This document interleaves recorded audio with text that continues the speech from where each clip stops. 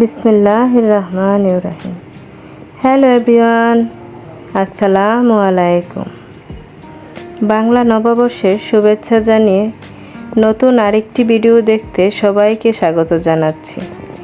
আশা করি কাছে ও দূরে, দেশ কিংবা দেশের বাইরে যে যেখান থেকে আমার আজকের এই ভিডিওটি দেখছেন, মালিকের দয়ায় সবাই সুস্থ আছেন, ভালো আছেন, নিরাপদে আছেন। আমরাও আলহামদুলিল্লাহ মালিকের দয়ায় ভালো আছি। বাংলার নতুন আরেকটি বছর শুরু হয়ে গেল। আসেন আমরা সবাই সবার জন্য দোয়া করি, বিশেষ করে গাজাবাসীদের জন্য দোয়া করি। কত না কঠিন সময় তারা পার করছে। আল্লাহ যেন এই নতুন বছরের উসিলায় ওনাদেরকে সকল বিপদ থেকে রক্ষা করেন। এই দেখেন আপুরা। আচ্ছা আপুরা, কে কে বুঝতে পারছেন এগুলো কি, কমেন্ট করে জানাবেন। আমার ছোট বাবাটা ক্লাস 8-এ পড়ে, কিন্তু এখনও তার সেই ছেলে মানুষই রয়েই গেছে। সে তার মায়ের জন্য তার বিছানার চতুর্দিকে সেনা দাঁড় করিয়ে রাখে, যেন কেউ তার মার কোনো ক্ষতি করতে না পারে। আচ্ছা আপুরা, আমার কোন কোন আপুর বাবারা মারা এরকম পাগলামি করে কমেন্ট করে জানাবেন প্লিজ। মালিকের অশেষ দয়ায় এরকম লক্ষ্যে দুটো বাবা আমি পেয়েছি। আমি কিন্তু তার সেনাগুলো ওর মতো করে সাজাতে পারিনি। বড় ছেলে বলছিল যে ভাই আসার আগে আমি গুছিয়ে রাখবো, তুমি রেখে দাও। তারপর আমি আমার মতো গুছিয়ে রেখেছি। আমার বাবা দুটো মালিকের দয়া অনেক ভালো। সবাই ওদের জন্য দোয়া করবেন। আসলে মাথার উপরে বাবা নামক গাছটা যদি না থাকে,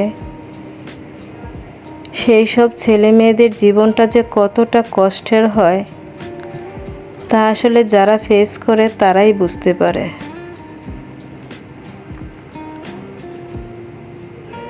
বড় ছেলেটা এখন অনেক দায়িত্ব নিতে শিখে গেছে। মাশাআল্লাহ, ছোট জন্য অনেক দায়িত্ব নেয়। বড় ভাইয়ের পাশাপাশি ছোট জনও বাবার ব্যবসা দেখাশোনা করে। সবাই ওদের জন্য দোয়া করবেন। মালিকের দয়ায় ওরা যেন ওদের বাবার মতো হতে পারে। আল্লাহই ভালো জানে ওদের জন্য কি পরিকল্পনা করে রেখেছেন আল্লাহ। আমার আপুদের সাথে কথা বলতে বলতে আমি ঘরের ফার্নিচারগুলো মুছে নিচ্ছি। ঠান্ডার সমস্যার কারণে দুদিন ফার্নিচারগুলো মোছা হয়নি। ধুলো জমে একদম অবস্থা খারাপ হয়ে গেছে। আমার ঘরে খুব একটা লাক্সারিয়াস ফার্নিচার নেই, কিন্তু যা আছে তাই আলহামদুলিল্লাহ মালিকের দয়া অনেক আছে। মাথার উপরে ছাদ আছে, 3 বেলা ভাত খেতে পারছি, আলহামদুলিল্লাহ অনেক ভালো আছি। ওদের বাবা চলে যাওয়ার পর এতটা ভালো থাকবো চিন্তাও করিনি। আগের ভিডিওতে দেখেছিলাম সিমের বীজে ভিজিয়ে রেখেছি, এখন আমি সেগুলোকে খোসা ছাড়িয়ে নিচ্ছি। আচ্ছা আপুরা, আমার কোন কোন আপু এভাবে রোদে শুকিয়ে সিমের বীজ সংরক্ষণ করেন কমেন্ট করে জানাবেন প্লিজ। ভিডিওর এই পর্যায়ে যারা আমাকে দেখছেন প্লিজ একটি লাইক দিয়ে ভিডিওটি কন্টিনিউ করবেন।